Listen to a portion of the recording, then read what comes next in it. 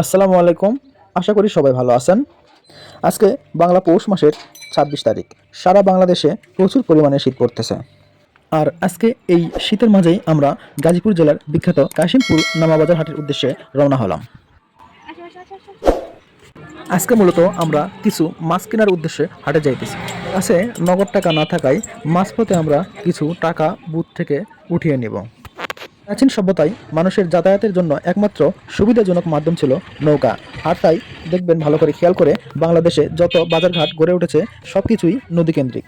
আর এই হাটটিও তার ব্যতিক্রম নয়। এই হাটটি মূলত গড়ে উঠেছে গাজীপুর জেলার তুরাগ নদীর তীরে। হাটের শুরুতেই আমরা 1 কেজি সরিষার তেল কিনে নিলাম। ওনাদের তেলের কোয়ালিটি খুবই ভালো হয়ে থাকে। আর এই হাটে বিশেষ করে নদী, বিল ও পুকুরে চাষ করা সব রকমের মাছই পাওয়া যায়। আর হ্যাঁ, মাছগুলো কিন্তু সত্যি অনেক ফ্রেশ হয়ে থাকে। তাই আমরা প্রতি সপ্তাহে এই হাটে মাছ কেনার উদ্দেশ্যে চলে আসি।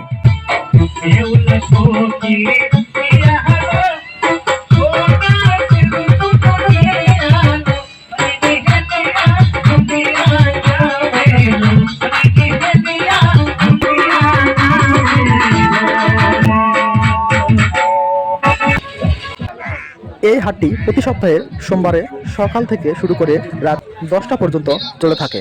আপনারা যদি ফ্রেশ মাছ কিনতে চান, আশেপাশে যারা আছেন তারা সকলেই এই হাটে আসতে পারেন। আমরা কয়েকটি কলার মোচা কিনে নিলাম। কলার মোচা আমার খুবই পছন্দের। কলার মোচা চিংড়ি মাছ দিয়ে রান্না করলে খুবই ভালো হয়। কলার মোচা কিভাবে রান্না করতে হয় তার একটি ভিডিও আমাদের এই চ্যানেলে দেওয়া আছে, আপনারা দেখতে পারেন।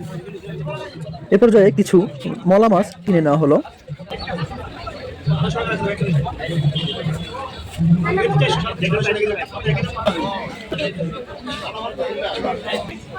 এখন যে মাছগুলো দেখতে পাচ্ছেন এগুলো নদীর পাঁচমিশালি ছোট মাছ।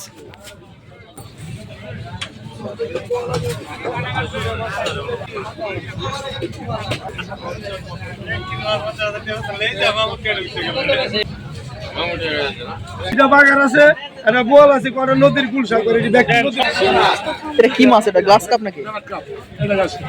কত রেট? কত এটার? 650। আর ওটা? এটা কত কেজি? কয় কেজি আছে এটা? এই হাটে ছোট থেকে বড় সব ধরনের মাছই আপনারা পেয়ে যাবেন। এ পর্যায়ে আমরা দুটি রুই মাছ কিনলাম।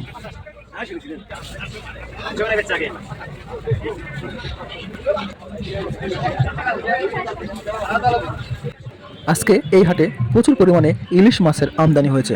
আমদানি যতই হয়ে থাক, ইলিশ মাছের দাম কিন্তু কমান নয়। যাই হোক, আমাদের মাছ কেনার পর্ব শেষ, এখন বাড়ি যাওয়ার পালা।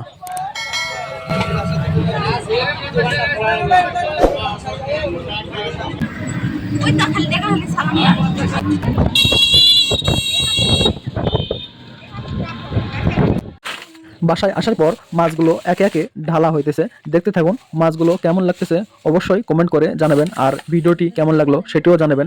ভিডিওতে অবশ্যই লাইক দিবেন। আর ভিডিওটি ভালো লাগলে অবশ্যই চ্যানেলটি সাবস্ক্রাইব করবেন। সাবস্ক্রাইব করে অবশ্যই আমাদের পাশে থাকবেন। কথার মাঝে কোনো ভুল হয়ে থাকলে অবশ্যই ক্ষমা সুন্দর দৃষ্টিতে দেখবেন। সবাই ভালো থাকবেন, সুস্থ থাকবেন। আল্লাহ হাফেজ।